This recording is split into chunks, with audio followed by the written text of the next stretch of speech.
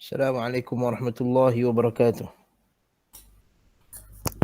وعليكم السلام ورحمة الله وبركاته. تفضل أستاذ أمين، تفضل. الحمد لله رب العالمين والصلاة والسلام على رسول الله وعلى آله وصحبه أجمعين. قال أبو داود الإمام أبو داود السجستاني رحمه الله تعالى. رحمه الله تعالى أن يزيد بن عميرة وكان من أصحاب معاذ بن جبل رضي الله عنه قال: كان لا يجلس مجلسا للذكر حين يجلس إلا قال: الله حكم قسط هلك المرتابون. فقال معاذ بن جبل يوما: إن من ورائكم فتنا يكثر فيها المال ويفتح فيها القرآن حتى يأخذه المؤمن والمنافق والرجل والمرأة والصغير والكبير والعبد والحر، فيوشك قائل أن يقول: ما للناس لا يتبعوني وقد قرأت القرآن، ما هم بمتبعي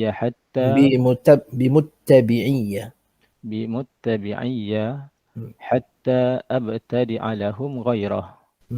فإياكم وما ابتدع فإنما ابتدع ضلالة، وأحذركم زيغة الحكيم، فإن الشيطان قد يقول كلمة الضلالة على لسان الحكيم، وقد يكون المنافق كلمة الحق. قال: قلت لمعاذ: ما يدريني أن الحكيم قد يقول كلمة الضلالة، وأن المنافق قد يقول كلمة الحق. قال: بلى، اجتنب من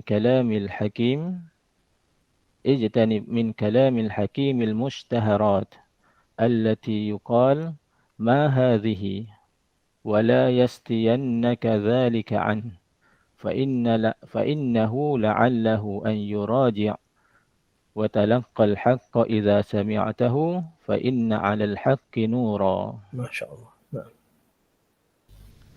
Dari Yazid bin Amirah, dia adalah sahabat Muaz bin Jabal radhiyallahu an.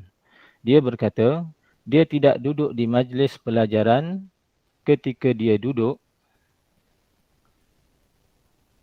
pasti dia berkata, Allah adalah hakam yang adil.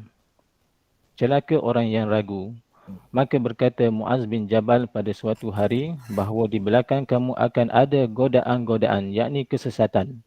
Banyak padanya harta, dibuka padanya Al-Quran.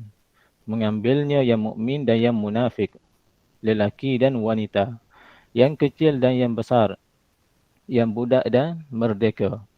Maka diragukan seorang yang berkata, kenapa orang banyak tidak mengikuti saya? Saya sudah baca Al-Quran.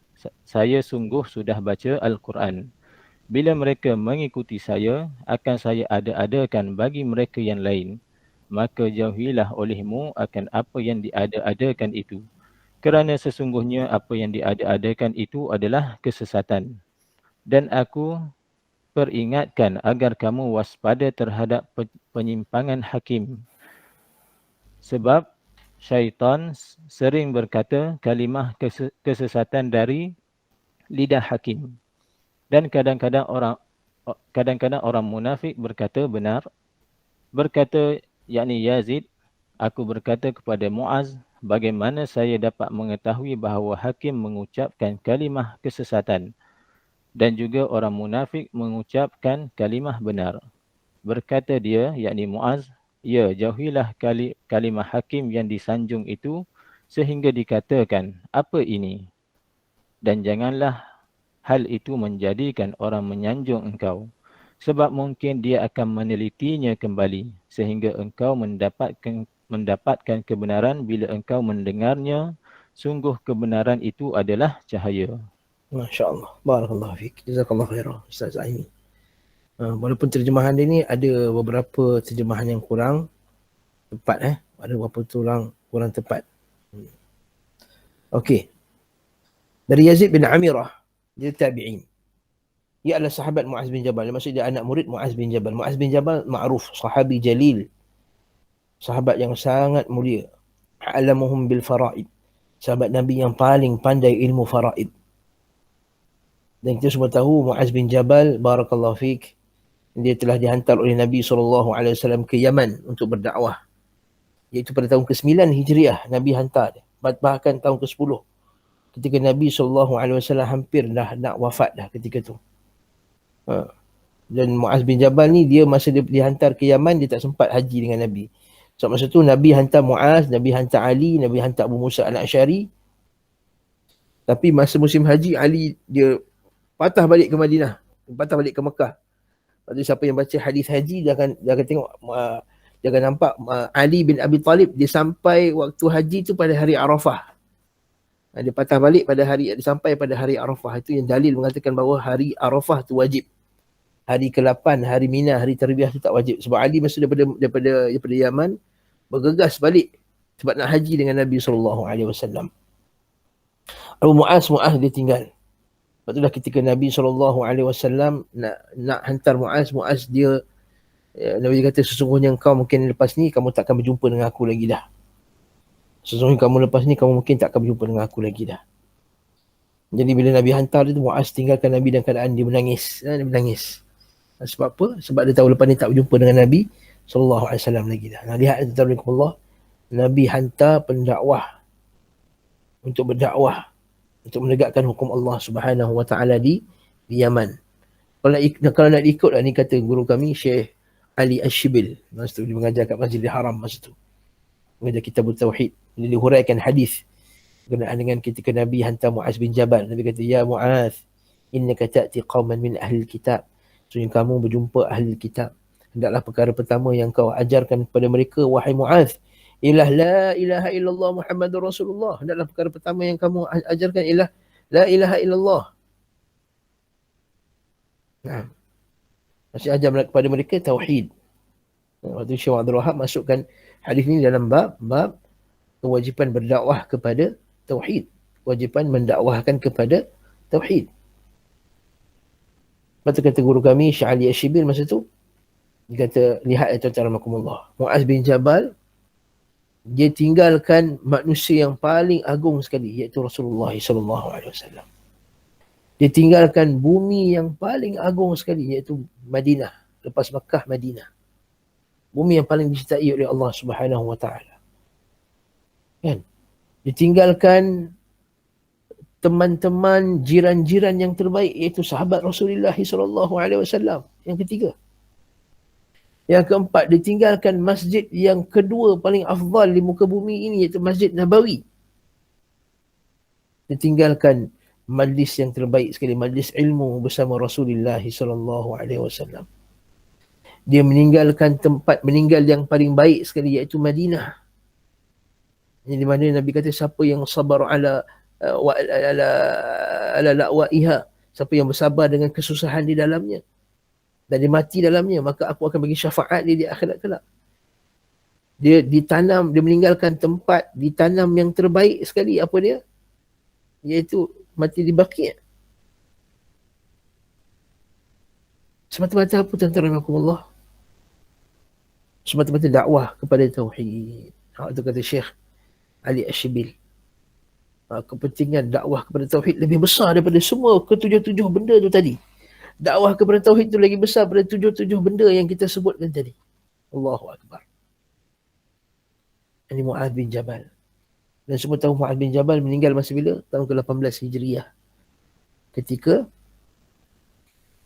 Ta'un Amwas atau Amwas. Zaman Umar Al-Khattab radhiyallahu anhu, ketika umurnya 33 tahun, tuan-tuan. Umurnya 30 tahun, muda lagi. Muaz bin Jabal ni wafat disebabkan ta'un, wabak masa tu. Dan kata Nabi SAW, yub'athu Muaz yawmal qiyamati ma'a zumratil ulama biratwatin. Muaz bin Jabal akan dibangkitkan bersama dengan para ulama, bahkan di ratwah, di ke depan lagi, jauh ke depan lagi. Maksudnya dia paling depan sekali di kalangan para ulama di akhirat kelak. Nah, lihat tuan-tuan Allah, ini kelebihan orang yang belajar. Ni jangan ingat mengaji ni, belajar ni benda yang lekeh. Belajar agama ni benda yang lekeh, tidak. Azim jiddan. Belajar agama, terutama sekali belajar hadis Nabi SAW. Al-Quran. Pertama sekali Al-Quran, yang kedua hadis Nabi SAW ialah pengajian yang terbesar di sisi Islam. Muaz bin Jabal radhiyallahu anhu. Semoga Allah Subhanahu wa taala membangkitkan kita di akhirat kelak bersama dengan mereka. Nuhibbuhum wa lastu minhum. Kita cinta mereka walaupun kita tak adalah sama macam mereka. Seperti hadis Anas bin Malik radhiyallahu anhu, datang seorang lelaki kepada Nabi sallallahu alaihi wasallam. Dia kata, "Mata sa'ah ya Rasulullah?" Mata sa'ah? Bilakah hari kiamat? Maka Rasulullah tanya balik pada dia, "Ma'addatta laha?" Apa yang kau sediakan untuk hari kiamat? Baik, dia kata, "Ya Rasulullah, aku tak disedia apa-apa amal, melainkan aku cinta Rasulullah, aku cinta para sahabat, sedangkan aku taklah macam mereka." Lalu Nabi kata, "Al-mar'u ma'a man ahabba." Seseorang itu akan dibangkitkan bersama dengan siapa yang dia cintai. Kata Anas, tidak ada hadis yang paling menggembirakan kami selepas itu dengan hadis ini. Kerana kami tahu, oh, kalau kami cinta Rasulullah dan cinta para sahabat, nanti kita akan dibangkitkan bersama dengan mereka. Jadi Muaz bin Jabal radhiyallahu anhu, ia tidak duduk di dalam majlis pelajaran, maksudnya majlis mengajar, melainkan, maksudnya ada perkataan tu boleh tambah situ, melainkan ketika dia duduk, dia pasti akan berkata, "Innallaha hakamun adlun." Allah Ta'ala itu hakam, iaitu maha menghukum, maha adil, maha bijaksana dalam hukumannya. Maksudnya, seolah-olah Muaz bin Jabal kata, wahai orang yang datang kuliah sekalian, Allah Ta'ala itu hakam, Allah Ta'ala itu maha menghukum, maha adil, maha mengetahui, maha hebat dalam segala hukumannya. Maka kamu terimalah apa yang Allah Ta'ala telah berikan ini. Dia nak tanam kat situ, innallaha hakamun adl.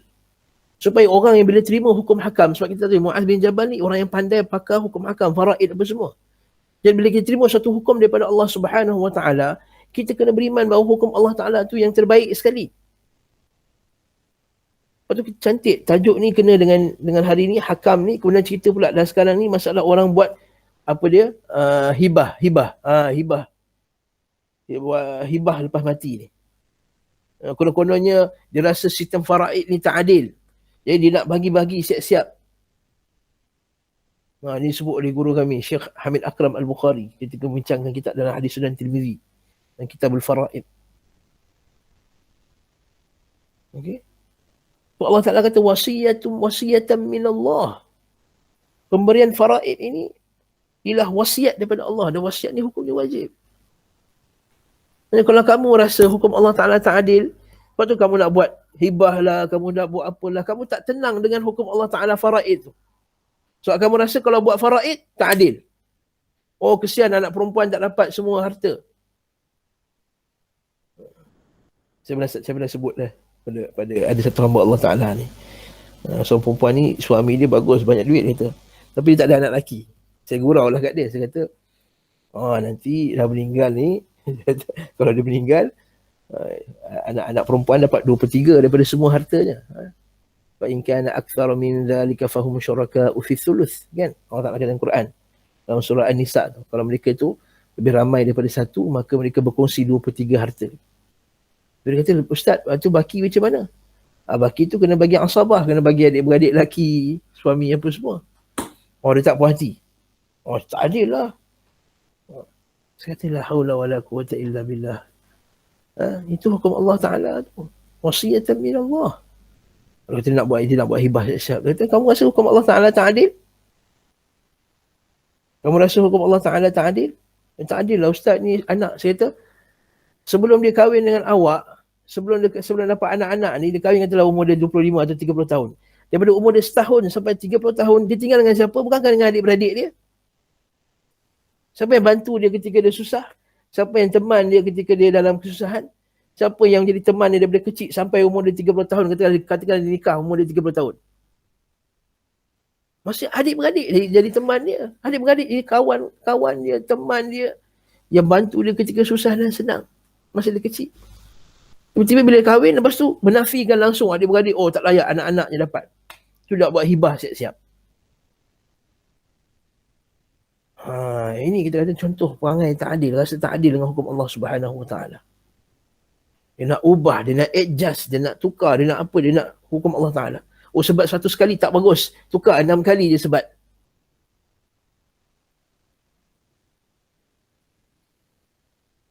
Sedangkan Allah Taala kata dalam Quran, wa tammat kalimatu rabbika sidqan wa adla. Telah sempurnalah ucapan Tuhan kamu ini dengan penuh benar, sidqan wa adlan, dan penuh adil. Kenapa benar dan adil? Sebab dalam Quran ada dua je. Satu sama ada kenyataan, iaitu khabari, statement, ataupun perintah. Betul tak? Kalau kita baca Al-Quran, aqimus salah, itu perintah. Alhamdulillahirabbil alamin, itu statement. Kan? Wadduha wallaili idza saja, itu statement. Iqra bismi rabbikal ladzi khalaq, itu perintah. Jadi Al-Quran sama ada perkhabaran ataupun perintah. Betul Allah Taala kata wa tammat kalimatu rabbika sidqan wa adla, telah sempurnalah ucapan Tuhanmu dengan penuh kebenaran dan keadilan. Benar pada pernyataannya dan adil pada perintahnya. Itu dia. Muaz bin Jabal awal-awal sebut dah. Innallaha hakamun adlun. Sesungguhnya Allah Ta'ala ialah hakam al-adl. Innallaha, saya tengok yang Arab betul, terjemahan tak sedap. Innallaha hakamun qistun, bukan adlun, qistun, adil. Halakal murtabun, binasalah orang yang ragu-ragu. Nampak? Halaka maksudnya binasa. Halakal murtabun, maksudnya binasalah orang yang ragu-ragu kepada hukum Allah Subhanahu Wa Taala. Faham ni puan-puan sekalian, tuan-tuan sekalian? Sebab Allah Ta'ala jadikan kita bukan orang ragu-ragu. Okey. Sebab Allah Ta'ala cela orang yang ragu-ragu. Yu'minuna billahi wa rasulihi thumma lam yartabu. Orang beriman itu ialah orang beriman kepada Allah dan Rasul, kemudian dia tak ragu-ragu. Innama yasta'dhiruka alladhina la yu'minuna billahi wal yawmil akhir wartabat qulubuhum wa fi raibihim yataraddadun. Sesungguhnya minta izin untuk tak nak pergi perang dengan engkau ni wahai Muhammad ialah orang tak beriman kepada Allah dan hari akhirat. Wartabat qulubuhum, dan hati mereka itu ragu-ragu. Wa fi raibihim yataraddadun, dan mereka ada ragu-ragu ni, mereka yataraddad. Nak pergi ke macam ni, nak pergi ke tak nak, pergi ke tak nak. Tak boleh ragu-ragu tuan-tuan. Kisah seorang sahabat daripada Amr bin Sa'ad bin Amr atau Amr bin Sa'ad. Amr bin Sa'ad, kalau tak silap saya, Amr bin Sa'ad. Amr bin Sa'ad ni seorang sahabat budak muda. Kecil ni, budak dia muda lagi. Lepas ayah dia meninggal, dia diambil sebagai anak angkat, ataupun ibu dia kahwin dengan seorang lelaki nama dia Jalas. Al-Jalas nama lelaki tersebut. Lelaki ni baik layan dia. Layanlah si Amr bin Sa'ad ni dengan baik, Amr bin Sa'id ni dengan baik sekali. Macam seorang ayah kepada anak ni, maksud layanan dia terbaik. Ya. Tetapi satu hari Amr ni terdengar ayah angkat dia ucapkan, dia kata apa? Aku ni ikut Islam je, aku ikut je, aku tak tahu sama ada betul atau benar. Kata, kalau benar kalau benarlah Muhammad ini, kita pasti akan dapat sekian dan sekian. Maksudnya rupa-rupanya bapa angkat dia ni ragu-ragu terhadap Islam. Dia jumpa ayah angkat dia. Dan ayah angkat ni sayang dia, jaga dia daripada kecil. Dia kata, wahai ayahku, wahai ayah angkatku sekian. Dia kata, sesungguhnya kalau ucapan yang kamu ucapkan itu sangat-sangat bahaya, membinasakan. Lebih kurang ayat saya. Kalau aku sampaikan kepada Rasulullah SAW, maka habis binasa engkau. Tetapi kalau aku simpankannya lagi berdosa ke atas aku dan juga engkau. Kalau aku simpan, maka aku akan sampaikan juga kepada Rasulullah SAW. Dia pun sampaikan kepada Rasulullah SAW. Dia panggil Jalas. Jalas kata, aku tak maksudkan sebegitu ya Rasulullah. Wallahu ta'ala alam bisawab. Tapi poin dia apa dia? Tak boleh ragu-ragu dalam Islam. Tak boleh kata, ya betul ke tak betul. Mungkin bagus, mungkin tak bagus. Tak boleh kata macam tu. Hukum Islam semuanya bagus. Ustaz, tapi pelaksanaan tahu, itu cara kamu laksanakan tak betul. Biasanya orang dia tak nak buat hukum rejam contohnya. Orang kata tengok di Nigeria ada perempuan ni. Kamu tengok pada pelaksanaan yang salah. Jangan hukum-hukuman Allah, jangan hukum Allah Ta'ala tadi, perintah Allah tadi dengan tak adil, sedangkan kamu yang laksanakannya dengan tak adil. Allah Ta'ala tu maha adil, Allah Ta'ala tu hakam. Lepas tu bila ada seorang sahabat, dia nak letak nama anak dia Abul Hakam, Nabi tak kasih. Dan kita bertauhid, bab dalam melarang kita menamakan anak dengan nama-nama Allah Subhanahu Wa Ta'ala. Tentang soalan lelaki, dia kata dia ada anak, nama dia Syuraih. Dia namakan anak dia Hakam. Asalnya dia tak nama anak dia Abul Hakam. Dia tak nama anak dia Hakam. Jadi dia tak nama anak dia Hakam sebab tak anak dia orang gelar dia ni Abul Hakam sebab dia ni orang yang sangat pandai memberi keputusan bila orang berselisih. Bila ada orang tu dia pandai, bila orang tu berselisih, dia pandai menyelesaikan masalah. Jadi orang panggil dia Abul Hakam. Bapa penghukum, bapa memberi hukuman. Maksudnya orang yang pandai memberi hukuman. Macam sekarang ada bapa pembangunan, bapa perutusan, bapa sekian, bapa macam kita menteri kita sekarang kan. Jadi ada bapa, barakallahu fiik. Jadi macam inilah Abu Al-Hakam, iaitu bapa yang pandai memberi hukuman. Rasulullah kata, Abul Hakam, dia kata, innallaha huwal hakam. Allah Ta'ala itulah huwal hakam, nampak tak? Allah Ta'ala itu hakam. Nama Allah Ta'ala hakam. Jadi kamu ada anak lelaki tak? Dia kata, aku ada anak lelaki. Siapa anak lelaki kamu? Syuraih. Kalau macam tu, aku namakan engkau, patutnya kau letak nama Abu Syuraih. Itu lagi bagus. Abu Syuraih Al-Qadi. Abu Syuraih. Naam, barakallahu fiik.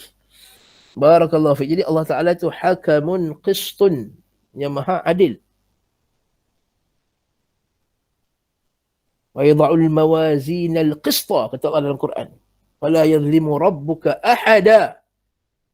Dan dia telah meletakkan qist, timbangan yang adil. Dan dia tidak menzalimi seseorang pun. Jadi keadilan Allah itu keadilan di bumi dan juga keadilan di akhirat. Keadilan di bumi dengan meletakkan hukum yang maha adil, dan keadilan di akhirat dia akan menimbang, menghukum hambanya dengan penuh keadilan. Jadi Muaz bin Jabal setiap kali dia nak kuliah, dia akan sebut macam ni. Allahu hakamun qistun halakal murtabun. Halakal murtabun. Faham tak kat sini? Tuan-tuan rahmatullah. Sama lagi. Faqala Muaz bin Jabal yauman. Suatu hari Muaz bin Jabal berkata, inna min waraikum. Semuanya di belakang kamu. Maksudnya, warak ni jadi dua maksud. Satu, warak maksudnya belakang. Warak juga maksudnya apa-apa yang akan mendatangi kamu. Itu perkataan hebat je perkataan warak ni. Warak ni dia ada dua maksud yang saling bertentangan. Saling bertentangan. Ada perkataan. Ada setengah-setengah perkataan Arab memang macam tu. Dia boleh pakai bagus, dia boleh pakai depan, boleh pakai belakang, dia boleh pakai berlawanan. Saya lupa perkataannya. Ada Syekh Adam Atyubi, dia letakkan syair dia. Beberapa perkataan dalam bahasa Arab ni yang maksud dia berlawanan. Satu perkataan tapi dia boleh bawa maksud berlawanan. Allah musta'an. Ada orang bagi mesej ke? Sekejap kita tanya soalan. Soalan kita jawab kemudian. Kita buka kitab ni. Okay? InsyaAllah kita 8.50 kita akan jawab soalan. InsyaAllah. Jadi sesungguhnya di depan kamu maksudnya apa-apa yang mendatangi kamu nanti, waraikum. Jadi terjemahan kat sini, tuan kena betulkan. Sesungguhnya apa tadi? Allah maaf. Sesungguhnya di belakang kamu ni betul kan? Bukan di belakang. Sesungguhnya di hadapan kamu. Hadapan. Maksudnya masa akan datang. Jadi wara' dalam bahasa Arab, wara' boleh juga maksudnya di hadapan. yang mendatang. Jadi tak semestinya maksud dia ialah khal, maksudnya wara' maksud belakang. Yes, inna min wara'akum fitanan. Fitnan. Saya ambil bahasa Arab bahasa Melayu ni tak sedap. Tak tengok perkataan yang sebenar. Inna min wara'ikum, sesungguhnya di hadapan kamu nanti akan ada fitan. Fitan ni maksudnya apa tuan-tuan? Fitan ni banyak maksud. Fitan ni boleh masuk ujian, fitan boleh bawa masuk azab, fitan boleh bawa masuk apa lagi? Kebakaran, azab. Okey. Ala fil fitnati saqatu. Jadi tapi fitnah secara umum maksudnya apa fitnah juga boleh bawa masuk kekacauan. Fitnah juga bawa masuk kekufuran. Jadi fitnah ni apa? Fitnah ini ialah, kalau kita buat satu kesimpulan yang lebih sedang, lebih mudah, bila kita dengar dalam hadis Nabi SAW, bila sebut masa akan datang akan berlaku fitnah, fitnah itu ialah merujuk apa sahaja perkara yang menyebabkan manusia jauh daripada agamanya.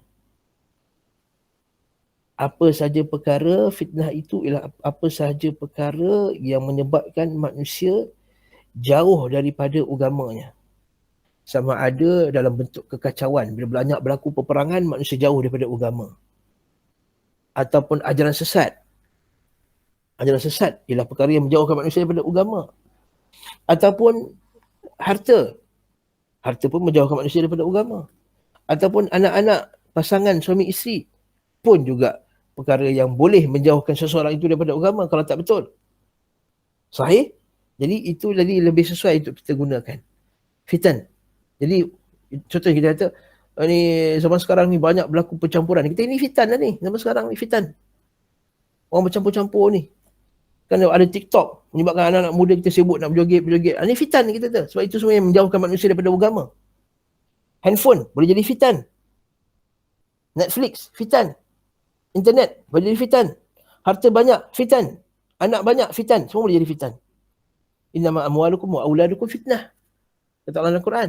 Sesungguhnya anak kamu dan isteri kamu fitnah. Jiran kamu juga fitnah. Seperti mana hadis Umar Al-Khattab radhiyallahu anhu. Ada Huzaifah. Bila kata bila Umar Al-Khattab tanya kepada orang ramai, dia kata, kamu ada tak di antara kamu, ma minkum yadhkuru an-nabiyya sallallahu alaihi wasallam yadhkuru fitan? Ada tak di antara kamu ada yang ingat apakah yang Nabi sallallahu alaihi wasallam sebut tentang fitan? Dia kata iaitu wahai Umar Al-Khattab, wahai khalifah, wahai amirul mukminin, itu fitan pada isteri, pada anak-anak, pada jiran. Isteri anak jiran, maksudnya isteri jiran-jiran yang tak betul pun, jiran yang salah pun, jiran yang menyakitkan hati pun fitan juga. Bila kita rasa marah, rasa tak selesa, jadi itu fitan. Jadi akan berlaku fitnah, huru-hara, kekacauan, perkara yang menjauhkan manusia daripada agama, sehingga yakthuru fihal mal. Banyak orang banyak duit sekarang. Yakthuru fihal mal. Tuan-tuan, kita banyak duit tak sekarang? Kita banyak duit, tuan-tuan. Taklah ustaz, dalam bank saya ada 5,000 je ustaz. 5,000 tu banyak kalau banding dengan sahabat dulu. Macam hadis riwayat At-Tirmizi. Daripada Ali bin Abi Talib, dia jumpa satu kulit yang dah busuk, dah kering, dia ambil kulit tu, dia bersihkan, dia buat baju dia. Dia buat tali ikat perut dia sebab lapar. Baca hadis Sunan Tirmizi. Baca juga hadis Sunan Tirmizi juga, hadis Jami' Tirmizi. Dia sebut macam mana para sahabat dulu, dia ambil kulit kambing, bulu-bulu kambing yang dah orang tak pakai, dah rejected, dia pakai. Sehingga dia kata apa? Dia setiap kali bulu itu basah, maka kami semua bau macam bau kambing semuanya. Allahu Akbar. Allahu Akbar. Kisah Ali bin Abi Talib macam dia lapar sangat. Kemudian dia nak jumpa Nabi SAW, dia pergi rumah Nabi dengan harapan dia boleh minum, dia boleh makan kat rumah Nabi. Dia tengok rumah Nabi langsung tak ada apa-apa. Dia pergi keluar, dia cari kerja.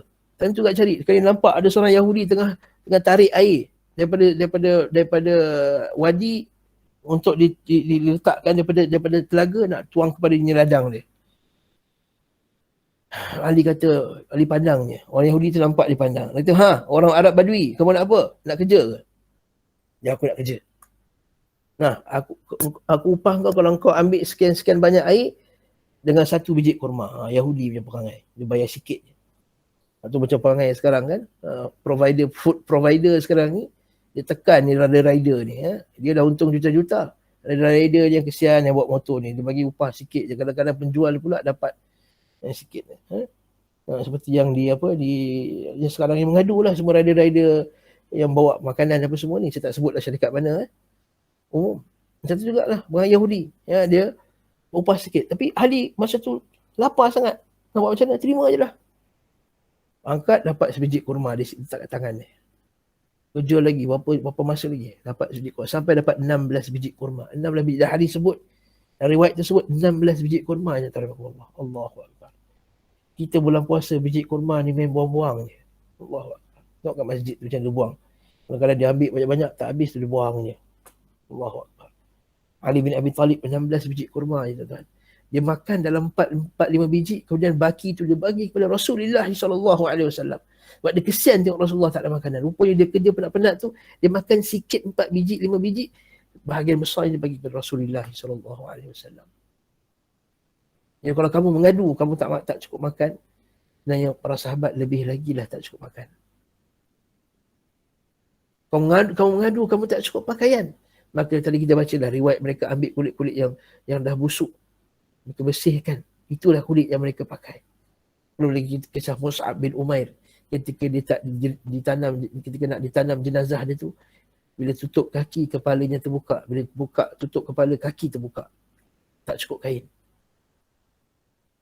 Adapun kita sekarang, yakthuru fihal mal. Dalam kitab zakah dalam Sahih Muslim, datang seorang lelaki, datang mengadu kepada Ibn Mas'ud. Soalnya aku miskin. Ibn Mas'ud kata kamu ada, atau Ibn Umar, saya selalu tertukar dua ni. Ibn Mas'ud atau Ibn Umar, salah satu dia kata. Kata aku miskin. Kata kamu ada rumah? Ada. Ada isteri? Ada. Ada khalam? Ada. Ada makanan bagi ni? Ada. Jadi kamu tak miskin. Jadi kamu tak layak untuk terima zakat. Yakthuru fihal mal. Adapun kita zaman sekarang ini, Masya Allah. Kita dengan tak rasa tak cukup sebab kita punya kehendak tu terlampau banyak. Nak ada internet, nak ada sekian, nak ada sekian, nak ada sekian, nak ada sekian. Kalau rumah tu ada rumah, dan ada katil, dan ada pintu, ada kipas, bagi dia, oh tak cukup. Lepas tu kalau orang datang tengok rumah tu, miskinnya Allah dia ni. Sedangkan dia ada rumah, ada isteri, ada anak, apa semua. Allahu Akbar. Fiha fitanan yakthuru fiha al-mal. Dan ini memang tanda akhir zaman. Yakthuru fiha al-mal. Inni la akhsha alaikum al-faqr. Seperti hadis riwayat Ibn Majah dalam muqaddimah Sunan Ibn Majah. Inni la akhsha alaikum al-faqra walakin akhsha an tufattaha alaikum abwabud dunya fatanafasu fiha. Naam. Dan banyaknya harta sini bukan maksud banyaknya harta dalam keadaan kebaikan. Tak, maksudnya banyaknya harta ni banyaknya harta dalam keburukan. Sebab nanti di akhir zaman, nanti masa zaman Nabi Isa pun banyak harta juga. Betul? Okey. Sebenarnya hadis Sahih Muslim dalam Kitabul Fitan dan juga dalam Kitabul Iman. Dalam Kitabul Iman disebut nanti Nabi Isa akan turun hakaman adla, dengan adil dia akan hukum. Ketika itulah masa tu hilangnya wala yadhhabanna asyahna wattabaghut wattahasud wa yakthuruha fiha almal wa yaktul khizya wa yad'ul jizyah hatta yud'auna ila almal fala yaqbaluhu ahad. Sehingga ketika itu banyaknya orang bayar zakat. Harta sangat banyak. Bila dia ajak untuk ambil harta zakat, tak ada lagi dah orang nak ambil zakat dah. Naam. Wala yutraqunna al-qilas. Dan mereka akan tinggalkan kenderaan-kenderaan. Wala yadhhabanna asyahna wattabaghut wattahasud. Wa tadhhabanna asyahna wattabaghut wattahasud. Maksudnya hilang dah perkataan hasad. Maksudnya akhir zaman nanti zaman Nabi Isa akan kaya juga. Tapi yang kaya di sini banyak harta. Yakthuru fihal mal. Yang ni banyaknya harta dalam keadaan tak baik. Bukannya macam zaman Nabi Isa nanti banyak harta dalam keadaan tak baik. Juga zaman Umar Abdul Aziz. Berlaku zaman Umar Abdul Aziz tahun 99 tambah 102 Hijriah. Tidak ada orang layak terima zakat. Masa tu semua aman, semua ada duit. Allahu Akbar. Tapi hadis ni bukan maksud begitu. Hadis ini maksudnya banyaknya harta tapi orang lupa. Yakthuru fiha al-mal. Wa yuftahu fiha al-Quran. Nah, ini kita nak masuk dah. Al-Quran itu dibuka. Maksudnya semua orang pandai baca Quran. Kelas Al-Quran banyak. Kelas online, kelas tak online. Bersama saya, kursus Al-Quran 10 hari, kursus Al-Quran 30 hari, kursus 60 Quran 60 hari. Mahat tahfiz, banyak mahat tahfiz. Betul tak? Kalau saya buka FB tu, asyik iklan minta bantuan mahat tahfiz dia banyak. Sah? Hatta ya'khudahul mu'min. Tapi bila rupa-rupanya Quran itu bila dah tersebar, orang mukmin pun baca Quran, orang munafik pun baca Quran juga. Sebab apa? Sebab pada zaman tersebut, Al-Quran ni bawa keuntungan dunia. Wa yakthuhu fihal mal. Al-Quran ni boleh bawa keuntungan dunia. Macam zaman sekarang. Pas Al-Quran, dapat duit banyak tak? Nak pula qari terkenal, dapat duit banyak tak? Jadi imam masjid, dapat duit banyak tak? Kalau dia imam yang hebat, bulan puasa tu 10,000 tu senang-senangnya. 5,000, 3,000 ringgit, 7,000 ringgit. Jadi imam 4-5 jam je, ataupun 3-4 jam. Dapat upah 5,000, 6,000 ringgit, 7,000 ringgit sebulan. Nah, bila ada keuntungan yang banyak, ya'khudhuhul mu'minu wal munafiq. Yang beriman dengan Quran pun ambil, yang tak berapa nak beriman pun dia ambil sebab nak cari makan. Wal rajulu wal mar'ah, lelaki dan wanita. Was saghiru wal kabir, kecil dan besar. Wal 'abdu wal hur, hamba dan orang bebas. Budak tu maksudnya hamba. Hamba dan orang bebas. Ini semua orang baca Quran. Nampak macam fenomena yang bagus. Tetapi rupanya maksud ini bukan maksud satu nak cerita pasal bagusnya Quran dah tersebar pada zaman tersebut. Bukan. Maksudnya ialah semua orang ambil Quran tapi semua tak nak ikut Al-Quran. Ini sama macam hadis Ibn Mas'ud radhiyallahu anhu. Yang qallat umana'ukum, iaitu kathurat qurra'ukum wa qallat fuqaha'ukum wa kathurat umara'ukum wa qallat umana'ukum. Yang banyaknya qurra', pembaca Quran tu banyak, tapi yang faqih, yang faham Quran tu sedikit. Lepas tu kita tengok orang yang belajar Al-Quran, hafiz Al-Quran, tapi bagi fatwa yang merepek, yang mengarut. Nampak dia hafiz Quran tapi bawa benda-benda sesat. Nampak dia hafiz Al-Quran tapi bawa bid'ah. Hafizul Quran tapi bawa benda-benda yang menyalahi Al-Quran, sunnah dan jalannya salaf. Ada tak zaman sekarang tuan-tuan Allah? Ada. Al-Hafiz di belakangnya. Itu maksud hadis ni. Wa yuftahu fiha Al-Quran. Fayushiku qailun an yaqul. Maka hampir-hampir akan ada orang kata macam ni. Ma linnasi la yattabi'uni wa qad qara'tul Quran. Dia kata, kenapa aku tak ramai pengikut ni? Aku dah baca Quran dah. Maksudnya aku dah baca Quran sedap-sedap dah. Aku dah keluar dalam YouTube dah video aku baca Quran. Aku dah buat TikTok dah. Aku dah buat Instagram dah. Aku baca Quran. Saya bawa kereta, baca Quran. Saya berdiri, buat video, apa semua. Tapi ma linnas la yattabi'uni. Kenapa orang tak ikut aku? Maksudnya apa? Maksudnya kalau aku hanya ajar apa yang dalam Quran, atau aku hanya baca Quran, sedap tak cukup lagi. Orang tak akan follow. Seperti itu. Ma hum bimutabbi'iyya hatta abtadi'a lahum ghairah. Orang tak nak ikut aku sehinggalah aku buat something yang baru. Tuan-tuan, hari ini saya nak ajarkan petua Al-Quran. Rahsia Quran. Rahsia Quran tu bukannya rahsia tafsir rupanya. Rahsia dia apa dia? Rahsia dia amalan-amalan. Ni amalan wali-wali. Ni guru saya ni. Dia bagi siapa yang amalkan ayat ni baca 70 kali. Nanti baca dia 100 kali. Nanti akan dapat Lailatul Qadar. Baca yang macam ni tulis 100 kali pada malam Al-Hijrah. Nanti akan dapat sekian dan sekian. Ayat ni baca, dia nak kena abtadi'a lahum ghairah. Dia nak kena reka benda yang baru. Barulah pengikut dia ramai.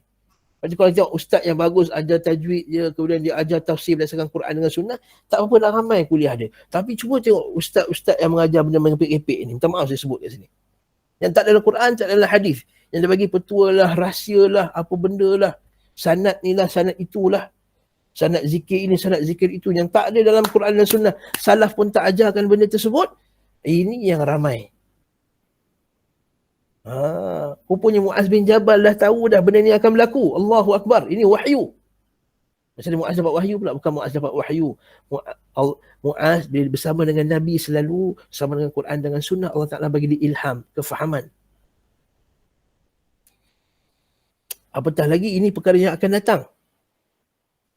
Sebagai ulama kata kalau perkara-perkara yang akan datang sebegini, yang tak mungkin sahabat datang daripada ijtihad. Ini datang daripada wahyu juga. Walaupun dia hadis yang mauquf, iaitu yang ucapan sahabat, tetapi maksud dia hukumnya macam hukum marfu'.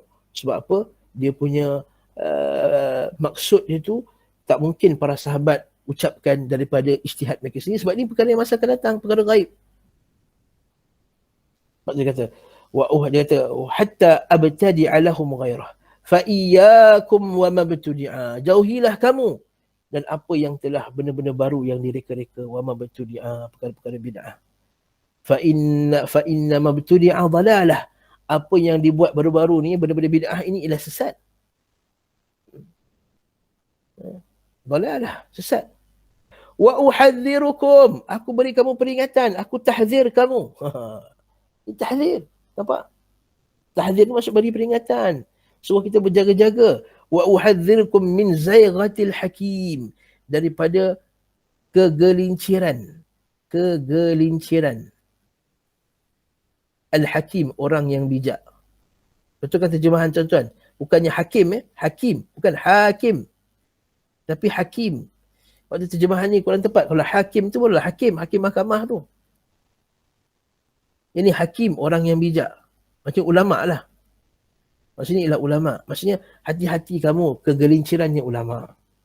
Sebab ada orang yang bagus, orang yang bijak, alim, tapi dia boleh tergelincir tak tuan-tuan? Boleh.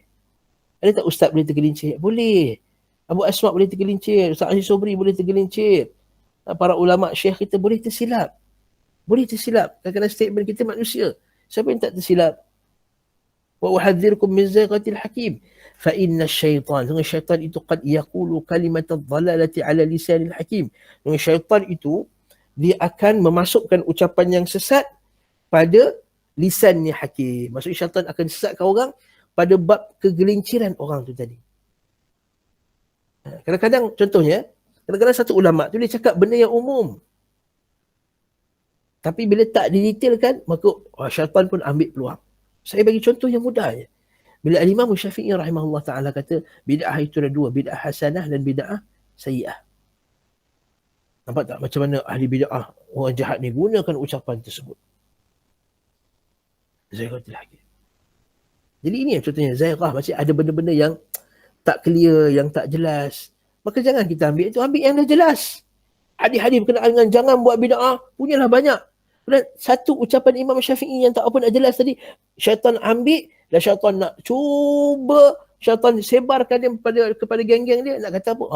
Ini dia. Boleh buat bid'ah, boleh buat bid'ah. Dekat Imam Syafi'i rahimahullah, bari'un minhu. Imam Syafi'i bebas, berlepas diri daripada apa yang mereka ucapkan. Dan sama lagi, waqad yaqulul munafiq kalimatul haqq. Boleh jadi orang munafik cakap benda yang betul. Boleh jadi orang munafik, orang yang merepek, orang tak betul tapi cakap benda yang betul. Kita kadang-kadang kita tengok ada ceramah ustaz-ustaz yang di kalangan ahli bid'ah. Tapi bila orang ustaz betul tak dia cakap betul-betul. Berkenaan dengan solat ke, berkenaan dengan apa saja bab. Jadi apa yang cakap betul. Jadi boleh, ahli bid'ah boleh cakap benda yang betul. Tetapi itu tidak menjadi dalil bahawa kita boleh mengaji dengan dia. Itu bukan kalau kita pergi jumpa ahli bid'ah untuk belajar. Qala bala, dia kata qultu li Mu'ammar yudrini anna al-hakima qad yaqulu kalimatul dhalalah wa anna al-munafiq yaqulu kalimatul haqq. Dia kata, jadi orang yang tanya tu, wahai Mu'az, macam tu macam nak bezakan. Bila seorang yang alim itu boleh cakap benda yang tersesat dan benda-benda yang salah, dan macam mana pula nak tahu bila orang munafik cakap benda yang betul? Dia kata, qala bala ishtanib min kalamil hakimil mushtaharat. Jauhilah ucapan orang bijak yang jadi viral. Yang jadi viral. Itu viral. Okey. Kita kena faham, zaman tersebut, zaman salaf ni, zaman tu yang dipanggil, yang asalnya ialah kebenaran. Zaman sahabat dulu. Hadis-hadis yang disebarkan itu hadis-hadis yang sahih. Okey. Kemudian Datangnya satu golongan lepas tu, mereka nak kemasyhuran dengan hadis Nabi. Mereka nak terkenal dengan hadis. Lalu mereka bawa kisah-kisah yang pelik. Kisah yang pelik. Atau riwayat yang pelik. Bila riwayat yang pelik, orang semua tu, ini tetap dah dengar ni. Ini dah biasa dah. Innamal a'malu binniyat wa innamal likulli imri'in ma nawa. Kan hadis-hadis macam tu yang dah biasa-biasa tu, ini dah biasa kita dengar. Hadis ni pelik ni, tak pernah dengar lagi ni. So apa kita ingat itu bukan zaman-zaman kita. Zaman kita ni hadis yang biasa pun orang tak pernah dengar. Zaman tersebut hadis-hadis yang ni lah yang tersebar di kalangan ahli ulama tu, orang semua dah tahu dah. Yang pelik-pelik, gharib. Gharib. Hadis-hadis gharib, hadis-hadis pelik. Sebab tu Imam Ahmad kata, disebut Imam Ahmad kata, aku tak sukai si fulan dan si fulan kerana dia suka bawa hadis gharib. Yahya bin Ma'in kata dia ni suka bawa hadis yang gharib. Gharib maksudnya apa? Bukan gharib tu hadis tu maksudnya seorang perawi saja. Maksudnya lah hadis-hadis yang pelik-pelik macam ni lah. Yarwi al-gharaib, dia kata. Meriwayatkan hadis-hadis yang pelik-pelik. Nah, kadang-kadang seorang hakim, orang bijak tu kadang-kadang mungkin dia tak cek hadis tersebut. Dia kadang-kadang dia baca satu kitab, bila dia sampaikan dia terbawa hadis yang famous tapi tak sahih. Tapi tak sahih, betul tak? Dah tersebar. Allahu Akbar. Jadi itu dia kata, ishtanib min kalamil hakimil mushtaharat. Wa yuqalu ma hadhihi la yuthiniyannaka dhalika anhu. Fa innahu la'allahu an yuraji. Jadi kamu jangan terpedaya dengan macam tu. Jangan kamu nak ambil cepat-cepat ucapan tadi. Walaupun nampak macam best, pastikan dulu dia sahih. Walaupun daripada seorang yang alim, pastikan sahih. So kamu mungkin wala yasniyannaka dhalika anhu. Fa innahu, kamu jangan tergesa-gesa nak ambil. Fa innahu la'allahu an yuraji'. Kerana kemungkinan lepas tu dia akan rujuk balik. Dia kata, tadi saya dah cek lah, rupa-rupanya hadis tadi tak sahih rupanya. Kamu dah dengar pelik tadi, kamu dah sebarkan, viral kan. Sebab itulah antara adab antara mukumullah zaman sekarang ni. Kadang-kadang ada sahabat kita yang bersemangat nak sebarkan kuliah gurunya. Betul. Saya puji, Masya Allah, barakallahu fiqh. Tapi bila anda nak potong-potong, nak viral kan, anda minta tanya guru tu balik. Ustaz, saya nak ambil video Ustaz, saya nak ambil part ni, saya nak potong. Dan saya nak viralkan. Boleh tak Ustaz? Ustaz tu kata, tak payah dululah sebar yang ni. Sebab kadang-kadang dalam kuliah, dia bercakap dengan audiens yang tertentu. Dengan maksud yang tertentu, dengan tujuan tertentu, dengan tajuk tertentu. Yang ada latar belakangnya, ada sabik dan lawahiknya. Ada as-sawabik, ada ucapan sebelumnya, ada ucapan yang selepasnya. Jadi kadang-kadang bila dia potong, kemudian diviralkan, akhirnya fitnah tu akan tertimpa pada ustaz kita balik. Macam tu juga. Kemungkinan dia tersilap. Macam kemungkinan dia tersilap. Ustaz nak sebarkan hadis ni Ustaz. Nanti minta maaf, jangan sebarkan dulu lah. Nanti silap lah sebut hadis ni. Naam. Balik tak perasan. Fa'innahu la'allahu an yuraji'. Kerana kemungkinan orang yang alim tadi, dia akan patah balik lagi. Tapi kamu tadi, masa mula-mula tadi, kamu dah kelang kabut nak sebar-sebar kan. Untuk bahadi wala yasniyannya azalika anhu. Dia kata kamu dah sibuk nak sebar kan? Rupa-rupanya dia dah patah balik daripada pendapat dia tadi. Nah, macam baru-baru ni kes fatwa masyayikh kita. Minta maaf saya sebut bila Syekh Abdul Muhsin Abbad masa mula-mula dia tak bersetuju dengan penjarakan. Dia keluarkan fatwa tadi. Lepas tu sebar dah viral. Rupa-rupanya lepas tu Syekh Abdul Muhsin dia dah tarik balik. Patutnya kita sabar dulu, kita simpan dulu fatwa tadi. Sebab fatwa tadi lain dengan fatwa masyayikh kibar yang lain. Ya, Syekh Abdul Muhsin Abbad kita hormat dia, tapi lain dengan fatwa Syekh Salih Fauzan dan lain-lain yang masa tu kata penjarakan salat ni okey. Jadi kita simpan, tanya dulu. La'allahu an yuraji'ah. Kemungkinan dia akan rujuk. Wa talaqqal haqqa idza sami'tahu. Dan bila kamu dah tahu ada kebenaran, ambillah. Fa inna 'alal haqqi nura. Sesungguhnya di atas kebenaran itu ada cahaya. Allahu Akbar. Apa kesimpulan daripada hadis ni? Banyak kesimpulan daripada hadis ni, pengajaran. Hadis ni dia terletak dalam bab apa? Bab luzumis sunnah, bab wajib ikut sunnah. Tapi dalam bab ni tak nampak pun kena wajib ikut sunnah Ustaz. Iaitu untuk kita melazimi sunnah, kita kena jauhi bid'ah. Itu maksud dia. Dan tidak ada orang yang boleh ikut sunnah dengan hakikat sunnah yang sebenarnya, melainkan dia kena jauhi bid'ah. Sebab tu dia kata iyyakum. Nampak ni, fa iyyakum wa ma batudi'a. Besar saya buka ni ha. Orang tak nampak lagi. Iyyakum fa iyyakum wa ma batudi'a fa inna ma batudi'a dhalalah. Nampak tak?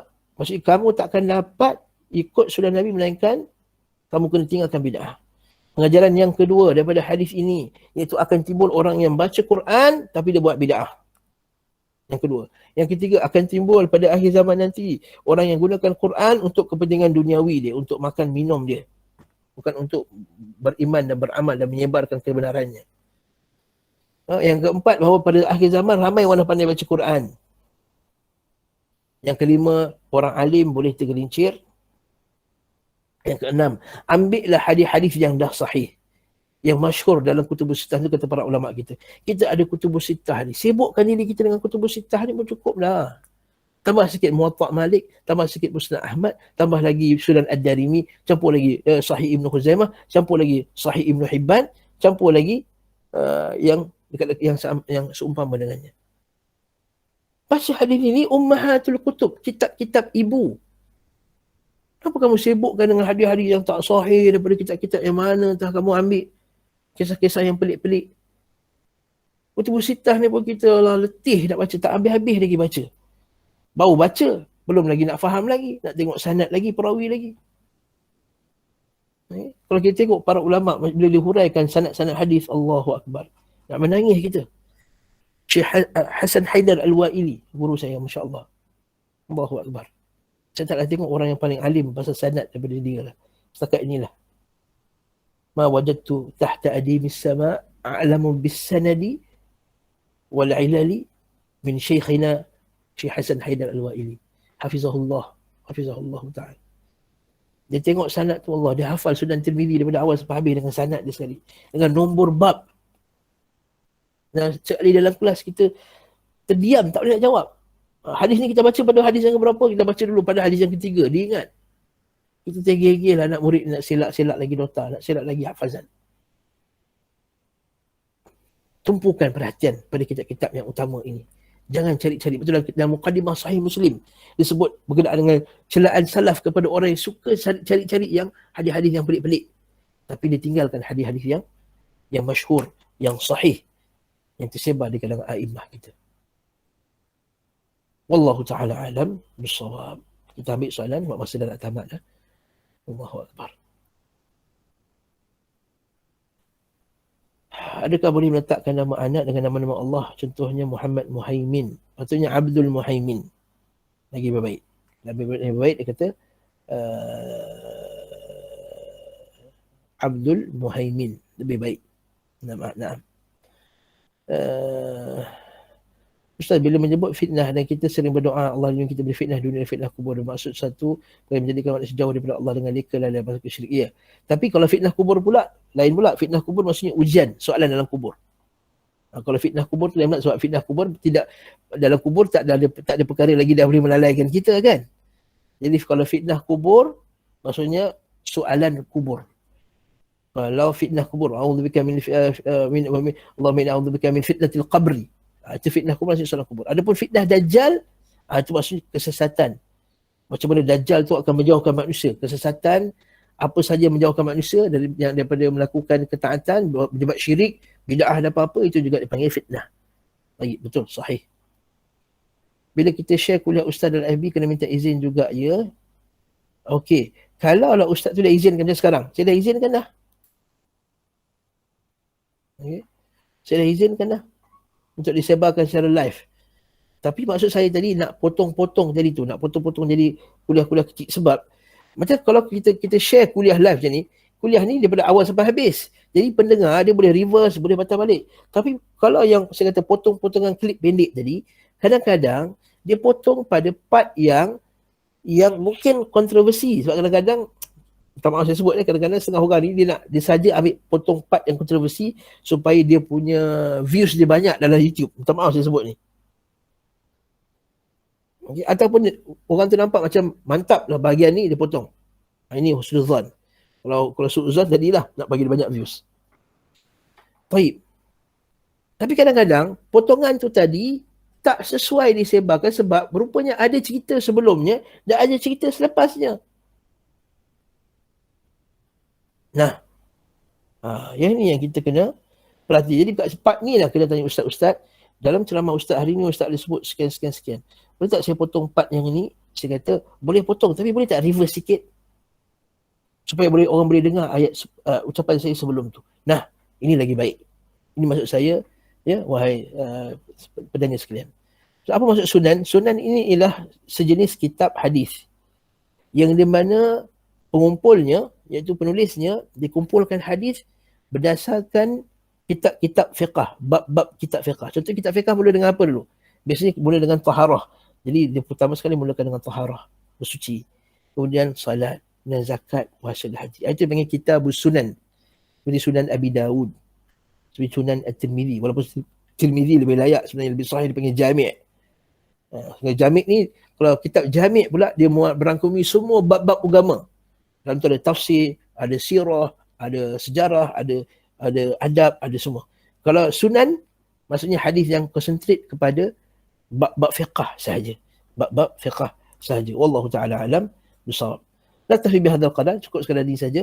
Semoga Allah Subhanahu wa taala memberi kita kekuatan untuk mengikuti sunnah Nabi sallallahu alaihi wasallam dan berterusan di atas jalan salaf dan menjauhi perkara bid'ah, mungkar, maksiat, syirik, agar kita suci, hati kita bersih, bertemu dengan Allah Subhanahu wa taala di hari yauma la yanfa'u malun wala banun illa man atallaha biqalbin salim, di hari di mana tidak manfaat harta dan anak-anak melainkan orang datang kepada Allah taala dengan hati yang bersih. Wassallallahu ala Muhammad wa ala alihi wa sahbihi wa sallama tasliman katsira. Walhamdulillahirabbil alamin wa iyyakum kepada semua. Assalamualaikum warahmatullahi wabarakatuh.